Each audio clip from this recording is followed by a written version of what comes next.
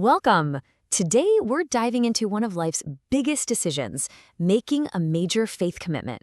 We're going to break down a source that lays out both the really compelling reasons to join the Church of Jesus Christ of Latter-day Saints and, just as importantly, the honest reasons someone might hesitate. You know, at its core, this is a question we all face, right?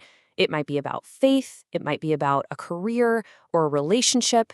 We all get to these crossroads where we have to balance complicated facts, deep feelings, and what it all means for our future.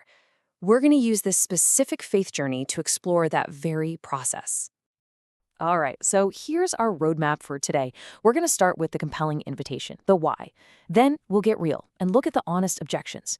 After that, we'll explore a framework for finding some answers, talk about that really personal path of the heart, and finally wrap it all up with the ultimate purpose behind it all. Okay, so let's jump in with the why. What's the pull? What are the core ideas that really draw someone to consider this path? Our source material points to a few key things. The first reason we're going to look at is absolutely foundational. It really gets to the very core of the church's whole identity. So this is the big one. The central claim here is that this isn't just another flavor of Christianity.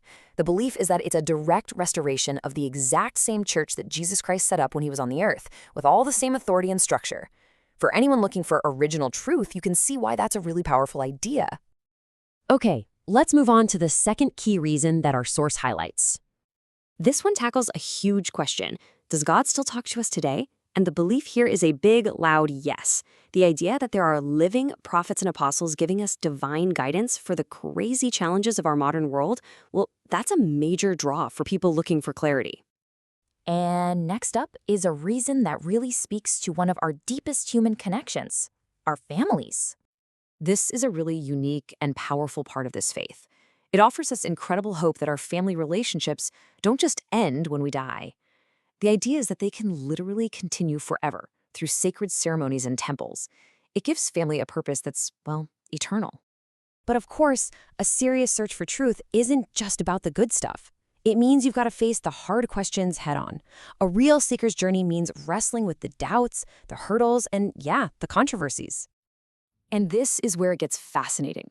The source frames this incredible tension, showing how the very things that pull you in often have a challenging flip side. So on one hand, you have the beautiful ideal of eternal families, but that bumps up against a strict stance on LGBTQ+ individuals. The comfort of having living prophets is paired with a strong emphasis on obedience.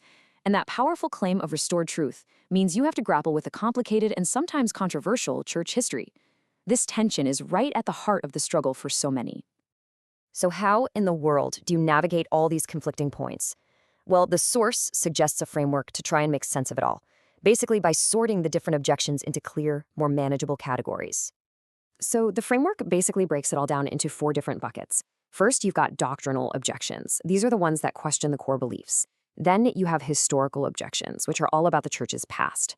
Third, there are cultural objections, which focus more on the social scene. And finally, you have emotional objections, which are rooted in really personal feelings and experiences. And this slide kind of shows the suggested path for dealing with each of those. For the big doctrinal questions, the answer is found in personal prayer and study. For the historical puzzles, it's about digging deeper than just the surface-level facts. For cultural issues, the source makes a distinction between imperfect people and perfect principles. And for those emotional hurts, the path is all about compassion and healing. So this framework brings us to the most personal part of the whole journey. We're shifting gears a bit now, moving away from the purely intellectual and into the experiential, focusing on those challenges that really live in your heart. Man, this might be one of the most common and toughest hurdles for anyone who's sincerely trying to find answers. You do what you're told, you ask with a truly open heart, and then you get silence. What do you do then? The source material offers a perspective that's really rooted in faith and patience. It suggests that answers don't always show up on our schedule, or even in the way we expect them to. The idea is that the process itself, the waiting, the searching, the wrestling, is actually part of the answer. It's a trial of our faith that comes before we get the confirmation. And here's another one that's deeply personal. What if you're drawn to the message, but you feel like the people are pushing you away? What happens when the community just doesn't feel all that welcoming? The response here is a really radical reframing of what a church is even for. This quote suggests it's not supposed to be a museum, a showcase for perfect people. Instead, it's a hospital, a place where imperfect, broken people can come to find healing. The focus shifts to finding God, even with the flaws of the people around you. And that brings us to our final section. After you've weighed all the pros, all the cons, and the really personal journey, the source presents one final ultimate purpose that's meant to put everything else into context. The perspective here is that all the messiness isn't a mistake. Your personal doubts, the historical complexities, the emotional pain, they aren't seen as flaws in the system.